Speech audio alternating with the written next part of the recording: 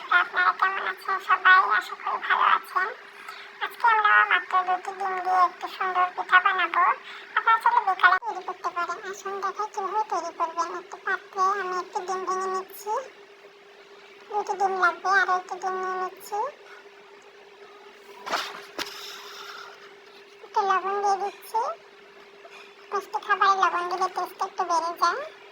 আপনারা চেষ্টা করবেন একটু সামান্য পরিমাণে লবণ দেওয়ার জন্য। আমি এখন দিয়ে দিচ্ছি চিনি, 1 টেবিল চামচ চিনি,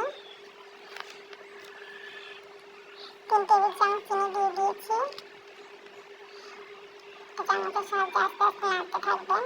ভালো মতো ঘুটে আমি দিয়ে দিচ্ছি 1 কাপ ময়দা। আমি আস্তে আস্তে দেবো, একটি টেবিল চামচের সাহায্যে আমি ময়দাগুলো আস্তে আস্তে দেবো।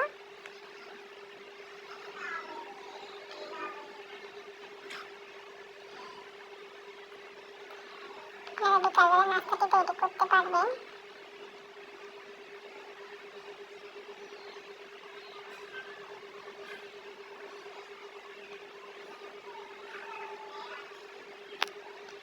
আস্তে চামচের সাহায্যে আপনারা নাড়তে থাকবেন যতক্ষণ না পর্যন্ত একটি শক্ত একটি ডো তৈরি হয়ে যায়। ততক্ষণ না আপনারা চামচের সাহায্যে অল্প অল্প করে ময়দা দেবেন আর নাড়তে থাকবেন। আমি আবারও ময়দা দিয়ে দিচ্ছি।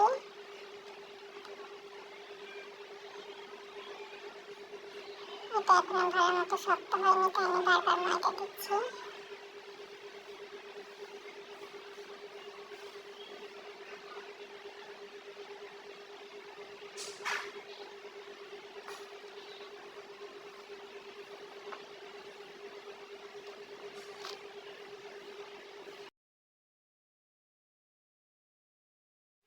বেশি শক্ত করবেন না, দেখতেই পাচ্ছেন মোটামুটি নরম হয়েছে।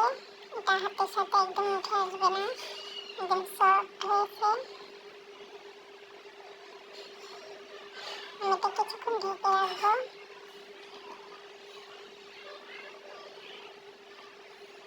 তারপর আবার একটু নেড়ে পিঠাগুলো বানানোর চেষ্টা করবো।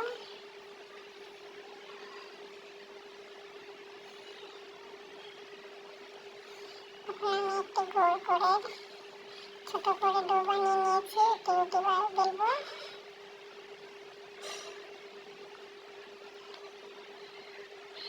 মোটামুটি একটু পাতলা করে নেবেন, বেশি মোটা করবেন না। যে কোনো কিছুর সাহায্যে আপনারা চাইলে এরকম ছোট ছোট করে গোল করে নিতে পারেন। আমি এখন আপনাদের পিঠাগুলো কীভাবে বানিয়েছি তা দেখাবো। এক সাইড থেকে আমি প্রেস করতে থাকবো, শাড়ি কুচির মতো ভাঁজ দেবো, একটা আরেকটার উপর চাপ দেবো। দেখছেন কত সুন্দর পিঠা তৈরি হয়েছে। পিঠাটা অনেক সুস্বাদু খেতে। আমি আবার আপনাদের সুবিধার্থে দেখিয়ে দিচ্ছি।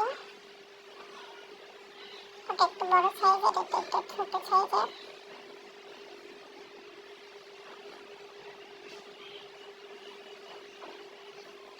দেখতে পাচ্ছেন আমি কিভাবে তৈরি করছি। আপনারা একটা আরেকটার উপর প্রেস করে দেব।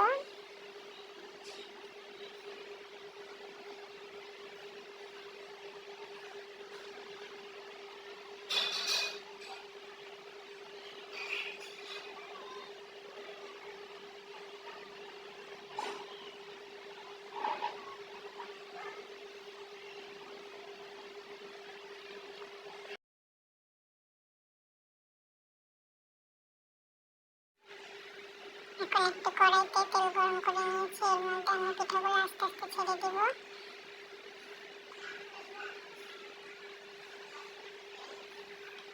দেখতেই পাচ্ছেন পিঠাগুলো কত সুন্দর ফুলে গেছে। একটু বাদামি বাদামি কালার করে নেব। আস্তে আস্তে পিঠাগুলো ভাজবেন, চুলার জালটা লো আঁচে দেবেন। এটা আপনি বয়মে সংরক্ষণ করে 1 সপ্তাহ 1 মাস রেখে খেতে পারবেন। কোনো ঝামেলা ছাড়াই এই সুস্বাদু বিকালের নাস্তাটা তৈরি করতে পারবেন।